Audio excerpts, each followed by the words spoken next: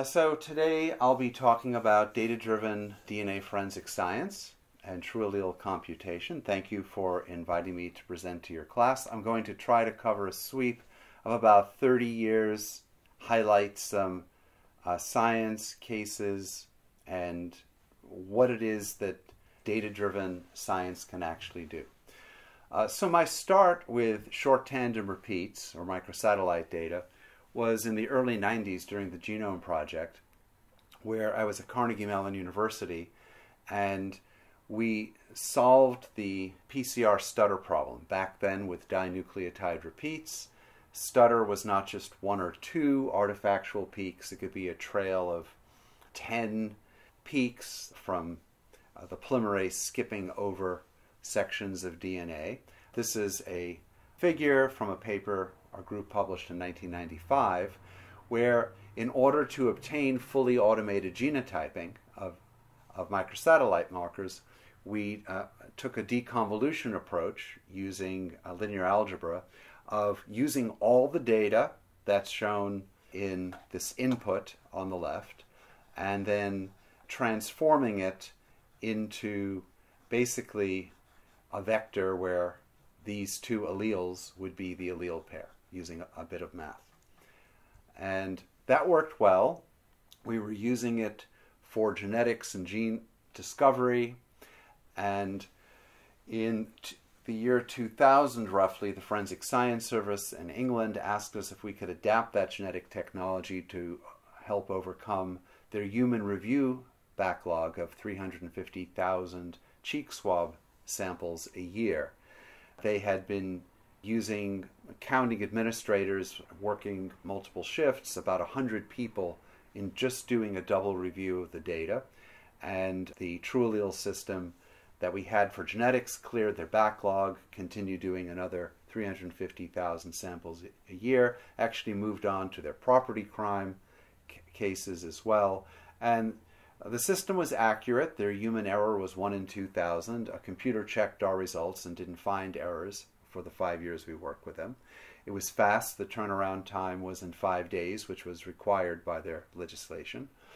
The number of people reduced about 20-fold, and it was inexpensive. It just took a few desktop computers.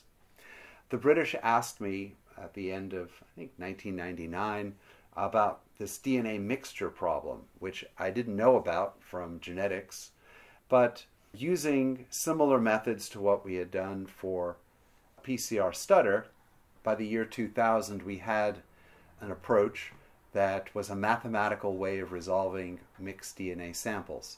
Here again, the starting point is the data. So you have quantitative DNA peak heights here at a locus, and the idea is to model the data by looking at sums of allele pairs and seeing how well different explanations explain the data.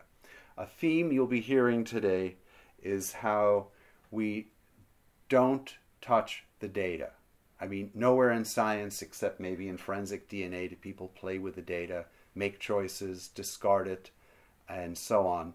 If you did that in medicine, you'd lose your license. You don't change your data or throw out data. You just interpret it. So here the idea is using all the data, how do you explain it as a sum of genotypes? So here's the concept, DNA mixture data. You have 2 or more people whose DNA are mixed. The laboratory amplifies and separates the DNA at about 20 loci today into evidence data. There's more than 2 alleles. You see it's a mixture. For this next slide, let's assume we know the first contributor genotype, perhaps a victim, is known as the 1012. What is the second unknown contributor genotype? And our approach for 25 years is to use Bayesian modeling and computation, which is fitting since your course has the word computation in the name. The idea is to take the evidence data here at one locus, and instead of saying it's too difficult or I don't know or not using peak heights, the idea is to use all the data that's available and give an answer up to probability. The reason this concept of getting answers up to probability works using an accurate computer is because the likelihood ratio, when you compare this separated second evidence genotype for a second contributor against a known, like say it's 1112, it will give you a likelihood ratio that you can use. That is the change in probability from random to what the evidence is telling you. All that's going to happen is you'll maybe only get 50% of the likelihood ratio instead of all of it. So the whole mathematical framework of forensic match strength with likelihood ratios works very well with probabilities. It's actually where it came from about 70 years ago. This, in a nutshell, is Bayes' theorem. This is the only math I'm going to show. It's conditional probabilities.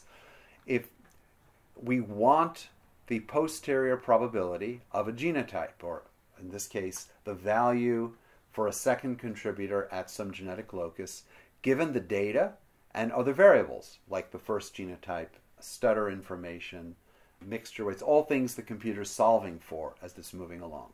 But we can't calculate this directly. That's what Thomas Bayes in England realized 250 years ago. We can calculate the probability of data given a hypothesis or assumptions. Those are the standard probability distributions you learn about in school. And we can measure the prior probabilities of genotypes from population data.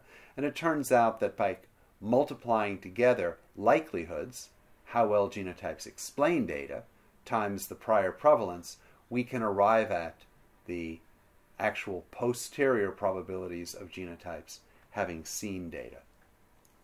Computers can use all the data. Some computers can use all the data. And here we're seeing quantitative peak heights at a locus VWA. This is data from some case. The x-axis is showing the sizing. The boxes are showing the alleles, the number of repeats in the short tangent repeat, 13, 14, 16, and so on. And the strength of the signal, the quantitative data in relative fluorescent units, is shown on the y-axis. And so the input to the system, the data at multiple loci, are for each peak size and allele value, what are the peak heights? What's the strength of the measurement? This is for EPG data. Now, people generally don't use all the data. In fact, TrueAllele is the only system I know of that actually does use all the data. Other systems and human review apply a threshold. The idea of a threshold was introduced by Applied Biosystems with their gene scan software over 30 years ago for simple single source data. But the idea of a threshold is that any data over the threshold is considered to be present. The quantities aren't used, so here, applying a threshold of, say, 400, we would have 14 and 17 are on the list as alleles, and everything else is considered to not be an allele. This, of course, causes problems with stutter peaks, background noise, and so on. Low-level peaks, degraded DNA, basically anything in forensics, thresholds become the problem as a very limited way of misinterpreting DNA evidence. But what a Bayesian computer, what TrueAllele does, is that it explains the data. It'll try out maybe 100,000 different possibilities of combining genotypes and artifact variables. It measures baseline, background noise, degraded DNA. Basically anything that you've read about, TrueAllele will be modeling. And here, for simplicity, I'm just showing allele pairs from 3 individuals. An individual in orange, say, is a 14-17, and you see a pair of alleles in orange. There's another individual with a 14-14 allele, that's allele pair, that's their genotype of the second contributor, and the third contributor has a 16-18. Now, the computer will shuffle these rectangles around. It'll move them everywhere where you see peaks, where you don't see peaks. It'll stretch them, and most potential explanations have low probability. But the better explanations will confer a higher likelihood and used in Bayes' theorem can give us the posterior probabilities. TrueAllele considers hundreds of variables, but the ones we really care about are the genotypes of each of the contributors, because it's that approach of separating out the genotypes of each contributor that turns very complex mixtures into very simple comparisons that are like single source DNA, as I'm about to show you. So basically, explaining the data is what a likelihood is about, and you can see visually this is a very good explanation. The computer will look at another 100,000 that aren't as good as well. And when it's done, it's unmixed this contributor genotype. This actually corresponds to the third contributor. It's completely objective. The computer does not know the comparison reference when it's looking at the evidence. Here we're looking at, of the 100 or so possible allele pairs at VWA. Here we're seeing 9 of them, and we can represent this in a table or in a bar chart for each of these allele pairs, which are the potential genotype values. Here's the probability, numbers that add up to 1, based solely on the evidence from the mixture data. The computer's also solved for the mixture weights, the degradation, relative amplification, background noise, the PCR variation, things that are sometimes called stochastic effects. That's all solved from the data. So here's the distribution. Anything's possible, but these are more probable. In order to get a match statistic, it's another round of Bayes' theorem for the likelihood ratio. Likelihood ratio has 2 hypotheses for evidence versus coincidence. You can actually think of it as moving from a coincidental match of what is the chance of seeing somebody's genotype. In this case, the person happened to have a 1618 genotype. The computer didn't know this when it was solving the problem. And what's the change in probability from coincidence to what the evidence is saying? And here, at 1618, we see that the change moves from 8% prevalence of coincidence to 36% of what was derived, which is about 4-fold increase.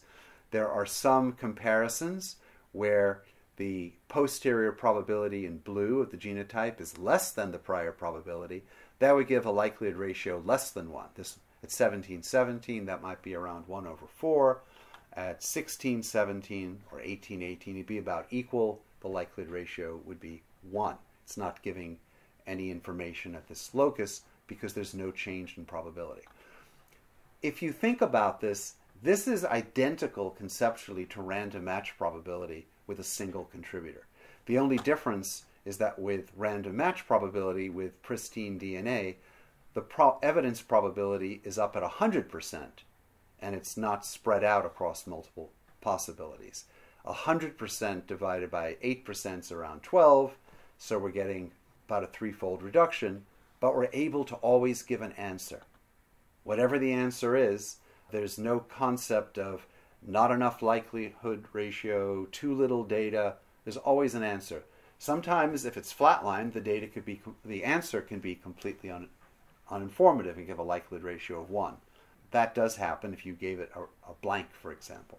Anyway, so here, this ratio, likelihood ratio of posterior probability in blue to prior probability in brown, that's a 4 at the VWA locus. It answers the question, how much more does a particular suspect match the evidence than a random person for this separated genotype from the mixture? And in this case, VWA is at around 4. Here are the likelihood ratios for each of the 15 loci represented on the y-axis. These loci are genetically independent, so they can be multiplied together.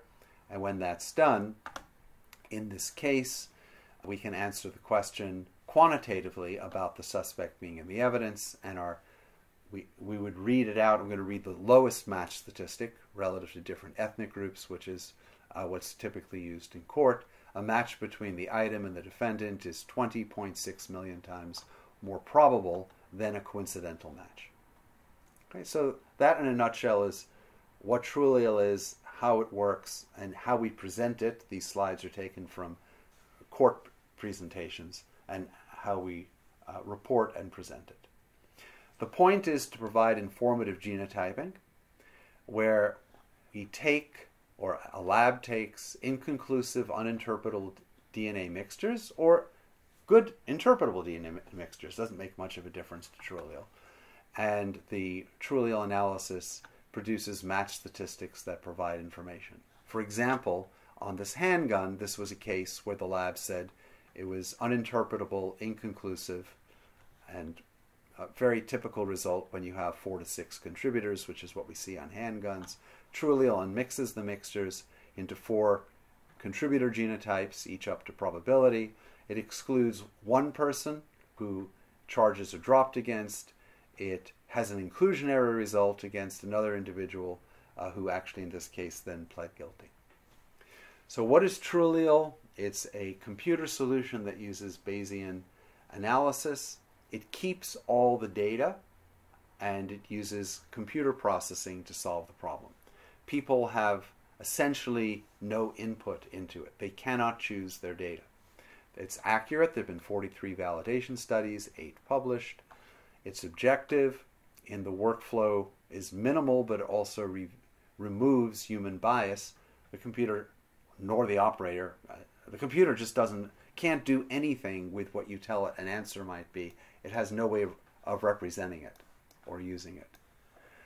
We've reported in 46 states. It's used by 10 labs in the US that have reported on over 100,000 items of evidence. It's transparent in that when we go to court, we provide the math, software, hundreds of documents on a 4 gigabyte DVD. We provide software for reviewing the data and so on. And it's neutral. Unlike older methods, it can reliably statistically include or exclude suspected individuals. This was the world's first modern DNA database case using genotypes and probability on a database. We were asked to reanalyze the World Trade Center data by New York City. We took the data from 18,000 victim remains. There was about 100,000 lanes or injections of data. And we looked at many of them jointly to get more information. Most of these were severely degraded. RFU peak heights didn't even reach 50. We also had 2,700 missing people. We had data for their personal effects as well as from kinship, and then when we compared them, we were able to provide our results to the city. Around the same time, we were talking with South African Police Service, and we were showing them how we could solve mixtures, and there was this bus crash in Komatipoort in eastern South Africa. The police recovered burned victim remains. They weren't like the World Trade Center, they were just victim remains.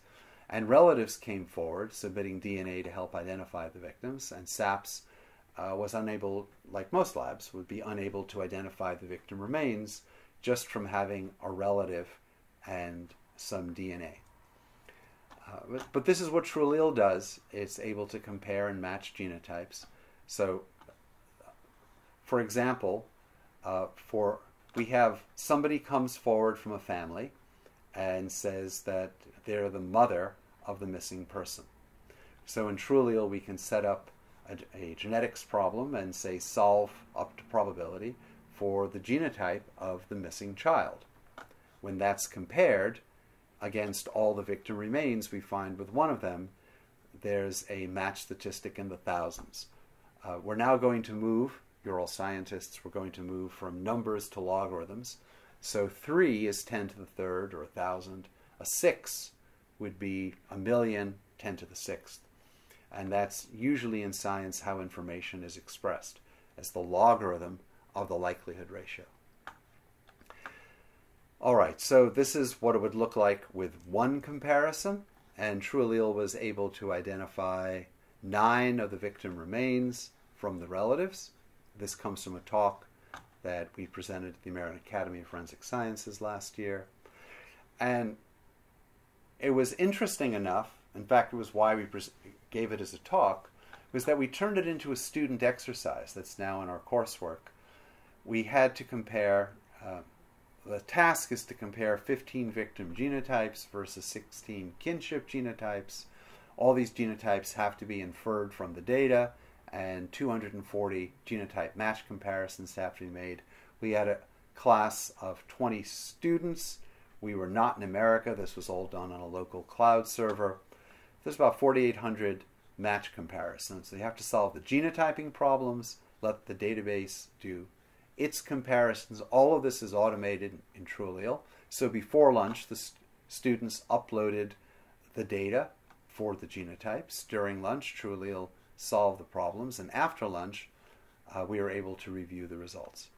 A large part of the TrueAllele automation is that it's a very fast workflow in that it takes maybe a minute or two to set up, to put in data and ask a question.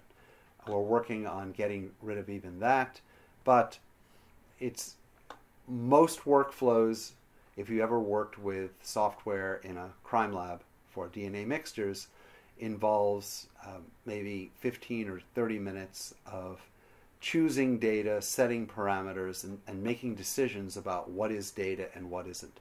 You don't have that in TrueAllele. It simply uses all the data. And it works out statistically as it tries out different patterns on that data. What are the more probable explanations?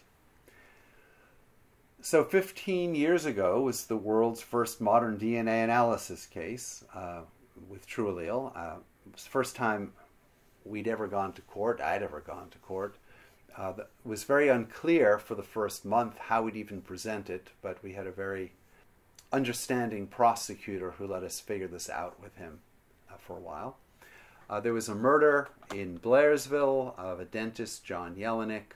The person accused of the crime was a state trooper, a police officer, Kevin Foley, who is living with the estranged wife of the victim. He was charged with a crime. There was DNA under the fingernails of the victim, and this is the accused. The FBI was able, using their combined probability of inclusion, or CPI statistic, it's often called random man not excluded, or RMNE. They were able to come up with a statistic of 13,000, which in this case the prosecution wanted a bit more strength, and TrueAllele inferred for the first time for a courtroom using Bayesian quantitative modeling an accurate match statistic of 189 billion. And that resulted in the conviction of Mr. Foley. It was a case where it really followed every established step that's supposed to happen, which is rare. There was an admissibility hearing where we established the reliability for the judge before the jury heard the evidence. There was an appeal. The appellate court confirmed the reliability of TrueAllele, and so on. We described that case in a 2009 paper published in PLOS ONE about an information gap in DNA evidence.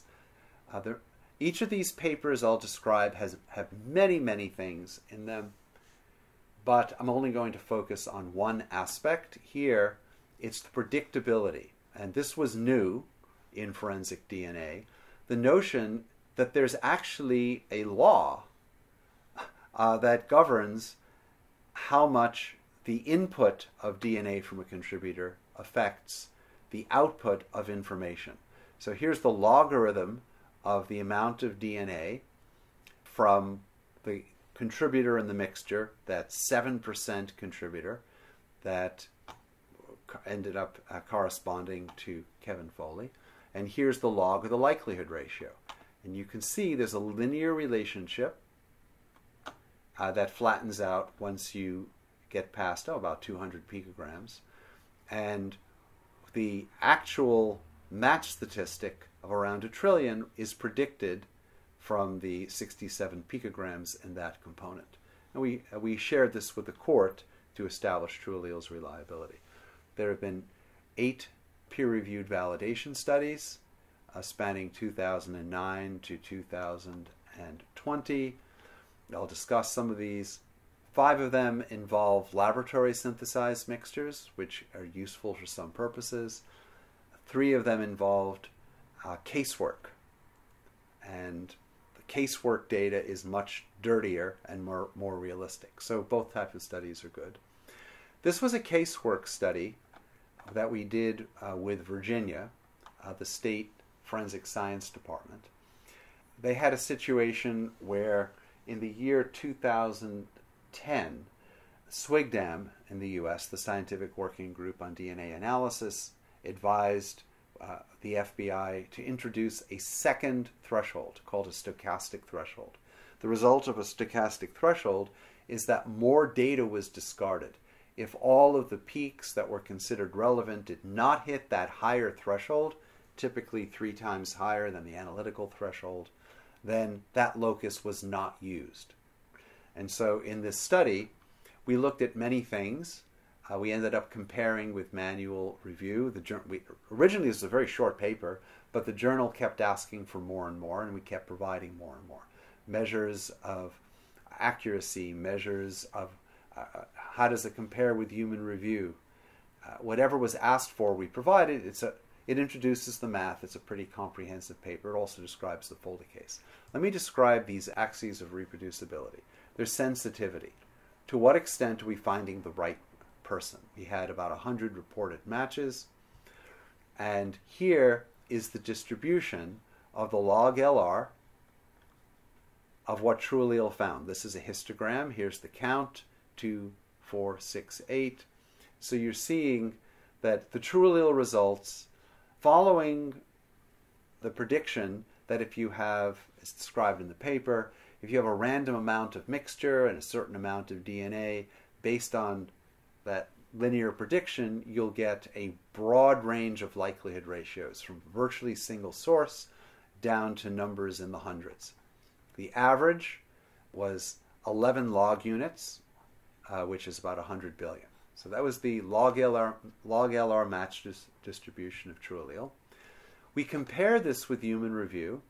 The old combined probability of inclusion method produced match statistics of in the millions, a log of 6. Here you can see the distribution in this study. But when a second threshold was applied, the stochastic threshold, Virginia called it the MCPI, or modified CPI, by throwing out 2/3 of the data, you threw out 2/3 of the information. 6 minus 4 log units is 2 log units. So the average number goes down to about 100. And in this study, about half of the cases produced no reportable results at all. And that compares with TrueAllele, producing a range of numbers that are not concentrated in any location. Interestingly, we could use this as a measure of TrueAllele accuracy. In blue, you see TrueAllele relative to the predicted distribution of match strength. It actually just follows the area under the curve, increasing, which is why you get a line. In other words, is it a flat distribution? And using statistical measures, we could show that the TrueAllele approach was statistically accurate across an ensemble of 100 matches without our knowing what the correct answer is supposed to be. But the human methods were not as accurate. There was also the concept described in the paper of error rate. If you have a very good specificity, then you're not expecting false matches, which impacts on your measurement of accuracy. Specificity, roughly, is what's the extent to which we're not finding the wrong person. So here we compared 100 matching genotypes with 10,000 random references across 3 ethnic populations. We had over 1 million non-matching comparisons as a baseline. I'll show you at the end how we've improved on this to give exact measures. And what we found, here's 0, which is a log LR. A log LR of 0 is an LR of 1. And this is very exclusionary. The average match statistic is a log of -18, which is 1 over a billion. We looked at the tail, the right side tail, and we were able to compare with human error rate. The specificity is measured by that tail. in the million comparisons were that for LRs of over 100, the error rate was about 1 in a million. With CPI, with an analytical threshold, the error rate was 6%. So imagine that 6% of your reports on simple mixtures are going out falsely implicating people. And then modified CPI, which got rid of most of the evidence in the state of Virginia and about half the reports. It was supposed to eliminate all false positives. That's why this draconian approach was taken. But in fact, in the study, it still had a 2% false positive rate. So this is human review in current practice with methods like CPI. 6% with one threshold, 2% error rate with one threshold, as compared with 0.00001% for TrueAllele. Reproducibility, if you run the statistical program twice to solve the probability equations, do you get the same answer? Yes. And we measured it statistically, but from this picture you can see here is the log LR, the information on the first run on the same data. On the y-axis is the second run. Looking at the x and y axes, you see that it lines up, and we find concordance in the TrueAllele runs. We had done studies with other groups. This was with the New York State Police, where we looked at 8 sexual assault cases. Here are the 8 cases in groups, bar plots of 3. Orange is the CPI result that the lab reported. These were only for reported cases from New York State in this 2011 JFS paper. And the information was about 6 zeros, or a million. TrueAllele in 2 independent runs, blue and green. You can see the concordance between the answers. The log LR is about 15 in the center, and the computer's getting the same LR statistically on both computer runs, and a lot more information. It's getting about going from a million up to 5 or 10 orders of magnitude more. The more interesting study, 3 years later with New York State, was on all the cases we could look at sequentially without conditioning on that on the New York State Police having gotten a result. In blue, we see the edge of the blue. This is the match statistic, the log LR, that TrueAllele found across these over 80 comparisons. And I think it was about 85 statistics from about 80 cases. And the average is, again, the median's around 15 log units, which is a quadrillion. And here, using 3 different methods, the orange is CPI, green, the human review, assumes the victim, and here in the human review, the gray only looks at the tallest peaks and ignores the lower peaks. So these colored bars in orange, green, and gray is human review. You see how it gets less information, but it also fails to get any answer in 70% of the cases, whereas the computer is just automatically getting answers. We're actually puzzled by why it was in casework with Virginia, with our 2 New York State studies, and with other work we were doing, why CPI always gave a number of around a million. With the 12 CODIS loci, it was around a million.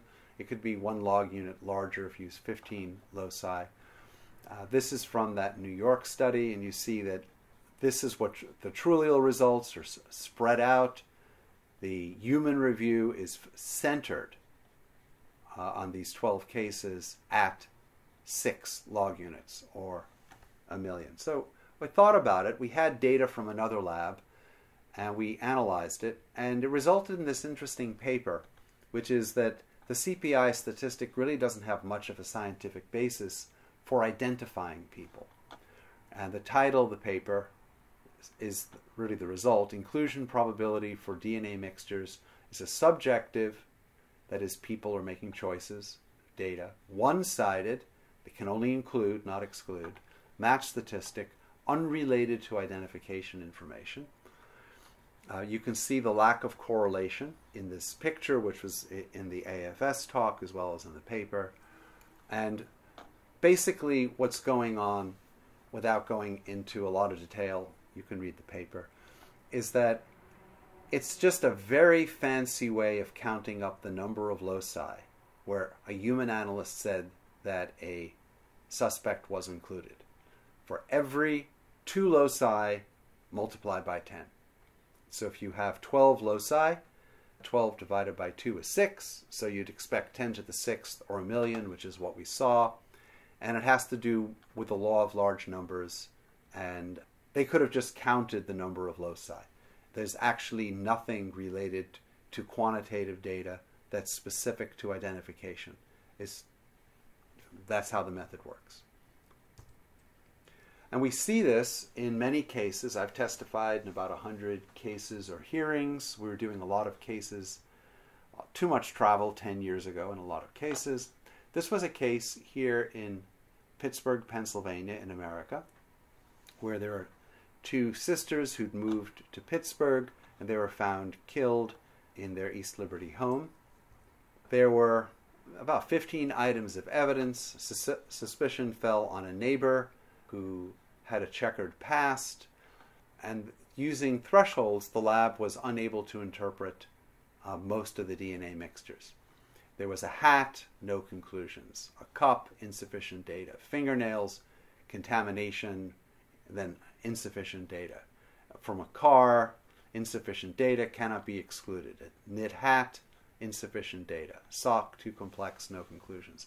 Problem was, if you couldn't identify either of the victims or the suspect on these items, it was very hard to figure out what happened, to develop any kind of narrative, or to explain to a court what was going on, because it was as if the DNA had never been collected in the first place.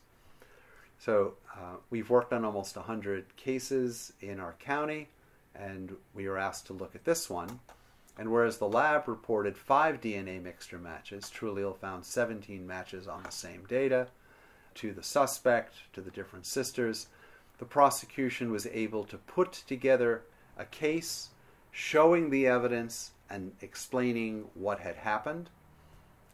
And ultimately, the accused was found guilty on all counts of first-degree murder, robbery, burglary, theft. And what made this really interesting in speaking with the prosecutors later on, it turns out that from a hat left at the burglary 6 weeks before the murder, as part of this case, we found a match statistic of 5 log units. But the crime lab, like many crime labs, doesn't really look at complex mixtures from hats. They tend to not analyze hats at all. The police don't bother submitting them. And had you had a laboratory that used TrueAllele that could analyze all data and come up with information instead of not looking at evidence, applying thresholds, not looking at data, and so on, Mr. Wade would have been found as a burglar 6 weeks before he ever murdered the women. So this was a crime that would have been preventable by better DNA analysis. This study was done with the Kern County lab in Southern California, the first U.S. lab to go live with TrueAllele. That was 2013. We looked at DNA mixtures containing up to 5 unknown contributors. We did different statistical analyses looking at extra contributors, sensitivity, specificity, reproducibility, looking at both low and high template DNA, as well as 2, 3, 4, and 5 contributors. We looked at these 8 categories, and using an analysis of covariance, showed that TrueAllele, it's a behavior, how it responds to more DNA coming in and the change in information going out. The slopes are the same, and it doesn't materially change based on whether the number of contributors or the amount of DNA. It's just how much DNA is in that contributor. 4 years ago, we published a paper in Journal of Forensic Sciences with the Cleveland lab, which has done, I think on their own, maybe about 100,000 mixture items. They're fully automated with TrueAllele. They don't use anything else.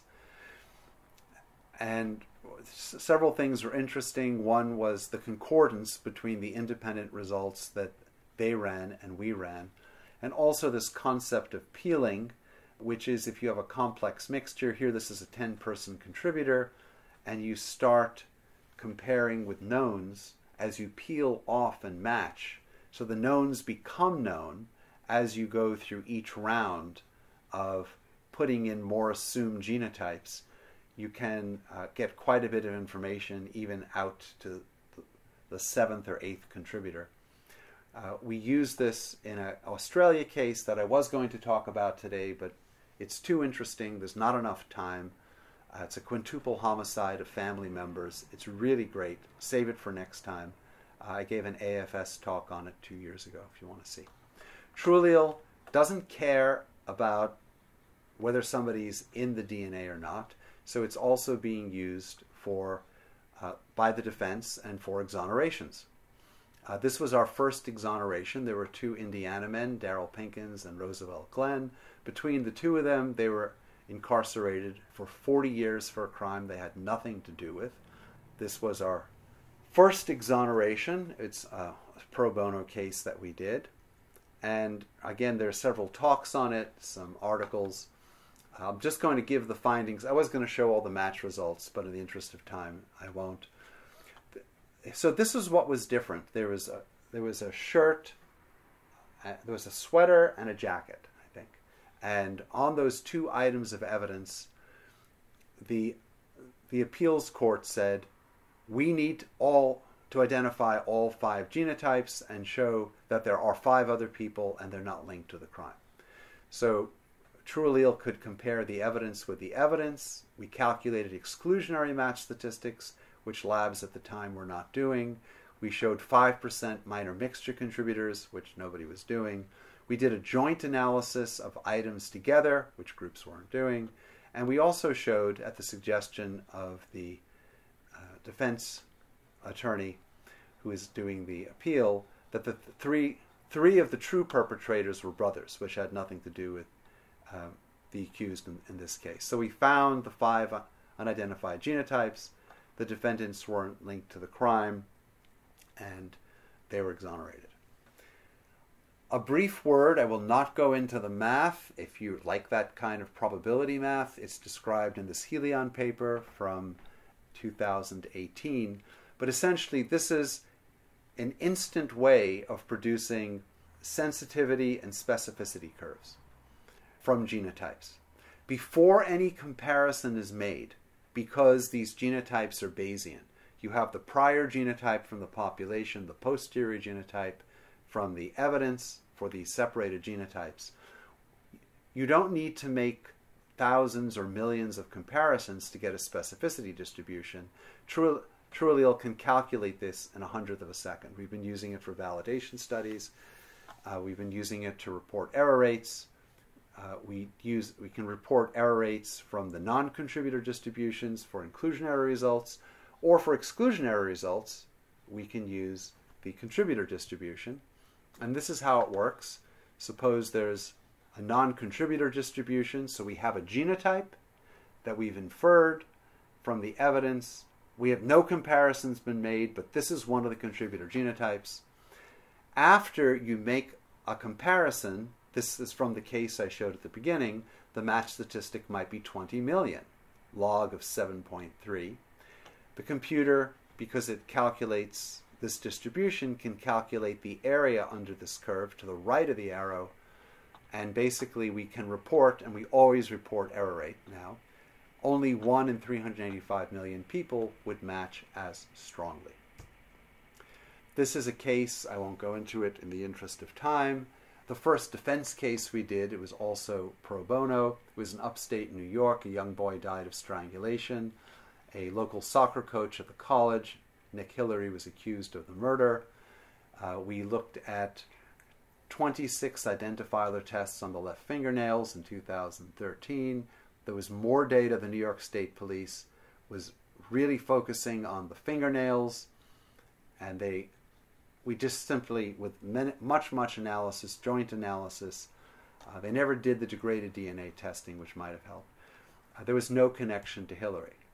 But there was other PG software, StarMix, that was used in the case, and they actually thought they saw a connection, which I'll describe. This is the data from the D8 locus. Here's the RFU, and the person doing the work for the StarMix company, this is his labeling, and from the expert report, that's the victim going up to very tall peaks. There's foreign DNA. Here's the defendant. But also what was not reported on below a threshold of 50 were other data that could have been used for other choices. So to what extent does choosing your data have an impact on a result? Well, we did a sensitivity study, and we saw it was dramatic with this other software. At the chosen threshold of 50 RFU, the match statistic was over 10 million. That was inclusionary, and that's what was reported. But at a threshold of 40 or 30 with more data, Hillary was excluded. So this software, depending on the sensitivity analysis of how much data was the computer allowed to see based on the human selected RFU, the software didn't agree with itself. And the judge basically ruled that because the expert was forced to pick and choose their data, the evidence was not admitted as DNA in court. Nick Hillary was acquitted. Other people have done these studies. This appeared last month in the Journal of Forensic Sciences. And what it shows is a comparison between TrueAllele and StarMix. But this is really all about the other PG program. And it's the same type of analysis. Looking at the last contributor, you can see that on most of these items, there's a shift from the inclusionary statistic in orange run at 75 RFU and the exclusionary statistic run at 10 RFU on the same computer program, StarMix, where giving it more data will change an inclusionary result that could lead to an innocent person's conviction to an exclusionary result that could lead to their acquittal. TrueAllele is shown in blue. There's no threshold for TrueAllele, so it just gives the answer looking at all the data. There have been 44 U.S. admissibility rulings. 95% of them are favorable. You never know what's going to happen on a given day, and that they typically don't involve TrueAllele reliability if it's in those 5%. It could be timeliness or some other issue. TrueAllele today, it's been around for 25, 30 years. As a consulting group, we've assisted almost 500 agencies. We've trained hundreds of students, including in Cape Town. There have been admissibility challenges in states and federal court. We've testified in about 150 trials. Our users have used it in another 100,000 cases, and we've presented in, or at least reported, in 46 of the 50 states on over 1,000 cases. So to answer Laura's question at the beginning, how can TrueAllele help Africa? TrueAllele is informative. It's accurate, it's unbiased, there's no data selection, unlike any other program. It's not just accurate for both exclusionary and inclusionary results, having a very smooth relationship between the amount of DNA and the match statistic, whether inclusionary or exclusionary. It's also automated. You don't need many analysts, and there's a lot of people in Africa, and there's not that much human expertise. And if there were, why would you want to hire 50 people to run a manual program, choosing their data, getting wrong answers anyway? It would be much better to just put the data in, let the computer give an objective, accurate answer, and not take people's time in running limited software when it's all automated and it's possible to get that information for DNA with TrueAllele genotypes and databases, and it can be effective for solving crime and the larger vision of preventing rape through automated databases. So I'll stop there. Are there questions?